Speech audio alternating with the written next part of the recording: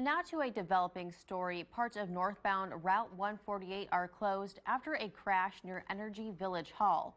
Our Danny Valle took this video less than an hour ago, and police say it happened around 8:06 this morning. A semi and a vehicle got into a crash. Both drivers are hurt. Right now, though, the extent of their injuries is unclear.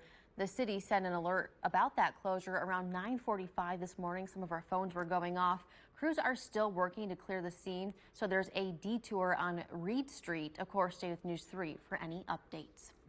And first responders save a man from drowning. It happened yesterday afternoon on Carterville Beach. The Carterville Fire Department used their boat to find the man and then pull him to safety.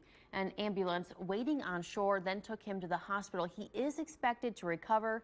The Williamson County Sheriff's Office, Carterville Police, as well as John A. Logan Police also responded. And we're now learning about a shooting in Caruthersville, Missouri. It happened at the Laura's Mini Mart the night of June 13th. Police were called to a shooting and possible robbery. They found a man who had a gunshot wound. He was taken to the hospital, and then 3 days later, officers arrested one of the suspects in Cape Girardeau. Danny Ricks is facing charges of assault, robbery, and armed criminal action. The 19-year-old has no bond. A convicted sex offender is arrested after allegedly having inappropriate encounters with 3 women in Paducah. This is a look at the suspect. It's Gil Askew.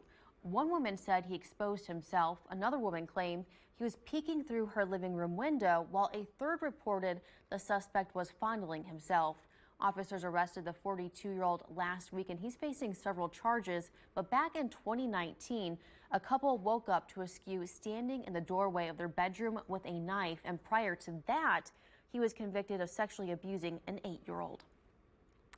And police arrest a man after allegedly burglarizing 4 vehicles in Carbondale. It happened early Monday morning on the 100 block of West Monroe Street. 69-year-old Willie Suggs is facing a charge in this incident. Back in 2020, he was sentenced for violating his probation on a forgery charge. He was sentenced to 11 years in prison for using counterfeit money.